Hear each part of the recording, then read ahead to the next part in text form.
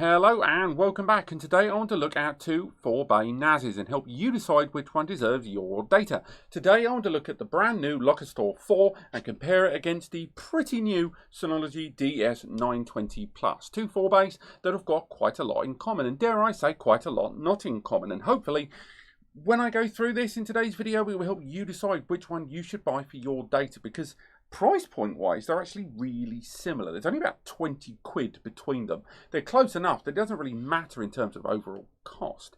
It's more about value, and one overarching thing that's going to be throughout this entire video is going to be about where do you prioritize your money, because these two companies have got very different ideas about what is considered a priority for you and your data. Now, the Synology is definitely the more software rich of the two. That's, not anything too critical of Asustor. The Lockerstor 4 is one of the best NASs I've ever seen them put out. I would argue it might even be the best that they've ever put. Certainly the best 4-bay I've ever seen. But as good as the Asustor ADM software is, it's not as good as Synology's DSM platform. Synology leverage the majority of the cost of their units, and when they sell these units, the price tag, the lion's share of that money goes towards software production, research and development, and how these apps are built, and the stability and firmware updates and more. And although Asustor does have a good range of first-party apps, and there is regular firmware updates and fixes and patches and stuff like that all NAS brands have, it has to be argued that Synology's DSM is just that mite bit better. But you might not use that software. So that's where we have to look at these two devices. Before we go any further though, let's talk about what they've got in common, because they do actually have a lot in common, a lot more than you might think from these two brands.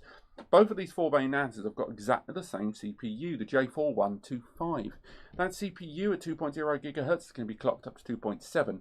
It's a great bloody Celeron chip. We talked about it a lot on the channel already, and it arrives with 4K transcoding, UHD 600 graphics, which means again that transcoding engine, as well as use in virtualization and just general graphical manipulation and better speeds overall when you are dealing with larger image files.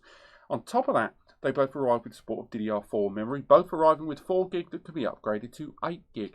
And on top of that, both of these devices arrive with NVMe SSD caching bays inside. They both arrive with support of 2 NVMe SSDs being installed inside to vastly improve your internal operation speeds. So again, these are going to affect small files rather than large, so lots of backups or VM files, container, email servers, image servers, that sort of thing. But still, both of them having NVMe's inside is going to be very, very useful in improving their performance within their lifespan. Both of them support 16 TB hard drives, which means, between the two of them, 64 terabytes of raw storage, or a little bit less depending on the RAID. They're both they both are BTRFS, which means, again, great background snapshots with lower resource utilization while doing that. File self-healing, shared folder recreation nice and quick. But it's worth mentioning that Synology does have their own flexible RAID system in Synology Hybrid RAID, otherwise known as SHR.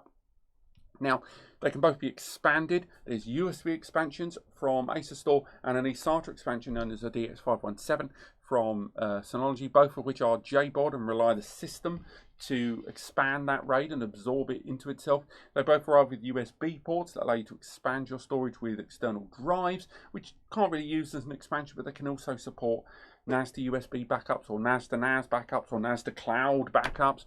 Just a whole multi-tiered backup strategy included inside.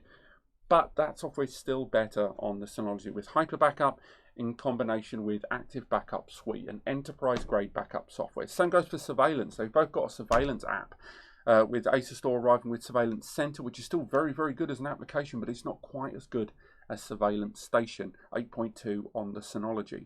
And then you've got Synology Chat, Mail, Drive, Calendar, all these different applications that replace third-party applications, all included with the 920 purchase. But it has to be argued, the Asustor has better hardware, has a lot better hardware overall. It has that same CPU, memory and NVMe, still got the 4 bays, but this is a metal chassis rather than a plastic one, with metal spring-loaded trays that are lockable rather than the plastic kind of key turn locks that aren't really sturdy. It's a metal chassis rather than a plastic one, which again can assist heat dissipation, but isn't going to be as quiet with larger drives with the hum and vibration as a plastic chassis. If we look at the rear, we can see that the Synology has got those two 1 GBE LAN ports, whereas the Lockerstor 4 has 2.5 GBE, so between 1 and 200 megabytes per second, factoring in link aggregation, but between 250 and 500 megabytes per second potential with link aggregation on the Lockerstor. There's even more USB ports and an HDMI output that allows you to connect a monitor, as well as utilize Asustor's own parallel application in conjunction with a keyboard video mouse KVM setup for a standalone surveillance solution, standalone PC, add a controller or two, play arcade games with RetroArch and your big TV. It can do a number of things. But what you must have noticed as a running consistent theme through this is that this really is a good base for third-party apps. Their own apps are still pretty good. They've got backup tools. They've got the snapshot management tools. They've got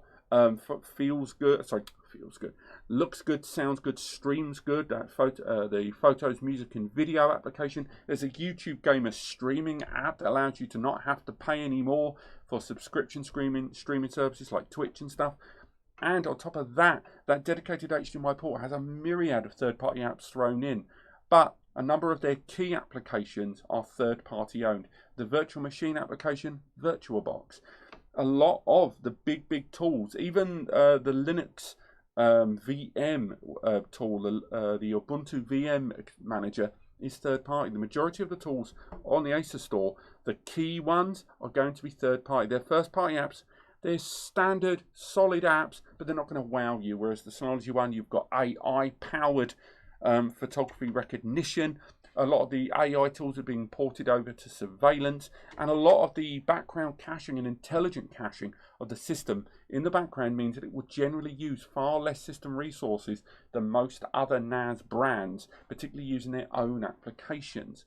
What I'm saying is, if you are buying this NAS for its first-party apps and you're buying it so you can enjoy those apps, the Synology might be the better platform for you. They've both got 3 years of warranty that can be extended. They've both got very similar hardware, but there's no avoiding that Synology have prioritized their software a lot more than their hardware, and Asustor have prioritized their hardware more than their software, which means you have to make the choice about what you want to do with your data, how you want to handle that data, and what are the apps that you're going to use. Are they first or third party? Because ultimately, that's going to have made the decision for you, because they're both great platforms as it is. They're set up real easy. They've both got loads of mobile apps, desktop apps in there for PC and Mac and Linux. They run on all those platforms, but it's what you're going to interact with. What tools are you going to use to talk to it? Look at my software overviews of Synology and Asustor applications to learn more about these, and I hope you have found this comparison helpful. If you have, chuck me a like. If you want to learn more, chuck a subscribe. Visit the guys at span.com to get the right NAS for you right the first time, and visit the link in the description to NAS Compares. I will see you next time.